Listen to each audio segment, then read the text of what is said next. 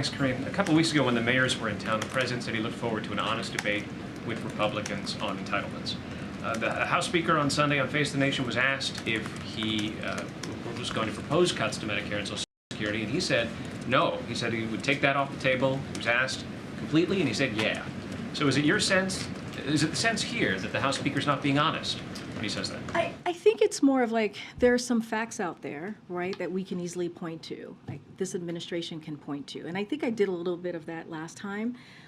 And so if you look at McCarthy's Republican conference, especially the extreme part of that conference, and McCarthy himself voted to raise the retirement age and Medicare as we know it. That has been historic. Like that, those are the facts.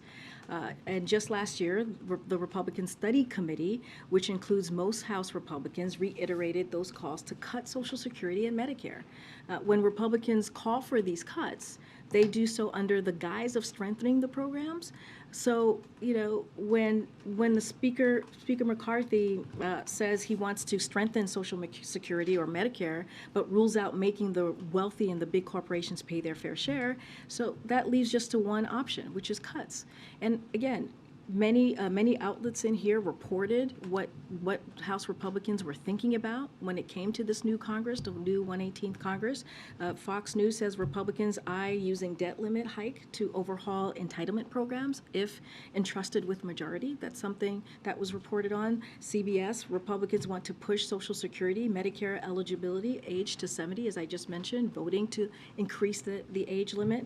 Reuters, GOP House members are threatening to force cuts to Medicare and Social Security spending. I mean, these are the facts. This is from the reporting that we all saw from you, but not you guys got that reporting because of what you saw. The actions were being taken by House Republicans. Washington Post, House GOP eyes Social Security, Medicare amid spending battle. So this is something that they have said over and over again for the past several months. And there's also voting that could be looked at on how they have treated this issue of Medicare and Social Security. So they've been very vocal and they've been very clear. And so what we're going to do is we're going to stand up for the American people, fight for the American people, and protect Medicare and Social Security, which the president has said himself and been very clear about. Setting entitlements aside for a moment, one of the other things that Republicans are saying is that there ought to be a reduction in discretionary spending.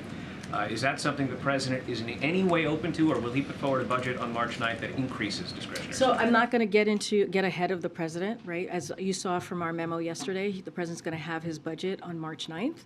He is calling and asking, right, the speaker to put forward his budget as well so the American people can see what it is that they're thinking about, what it is that they're thinking about when it comes to the American people and the budget, right? What are the cuts that they want to make? What is it that they're proposing? So certainly not going to get ahead of what the president's going to put out on March 9th. If I just could, just because I know it's important to everyone here and important to the public as well, can you explain the decision not to offer the public visibility on this meeting? It's tradition for the press to be brought in when the president speaks to the Speaker of the House. Look, not all the time. The president has had many conversations, one-on-one conversations with members of Congress. Totally understand. I get the question and understand why there is interest in this. But we have done it many times before where we've had private one-on-one meetings with members of Congress. And not just in this administration. We've seen it under President Trump. We've seen it under President Obama. And I know the Big Four there was a pool spray for that one. But it was the Big Four. It was a different kind of a different meeting, but it's not uncommon. It is not uncommon to have private one-on-one meetings.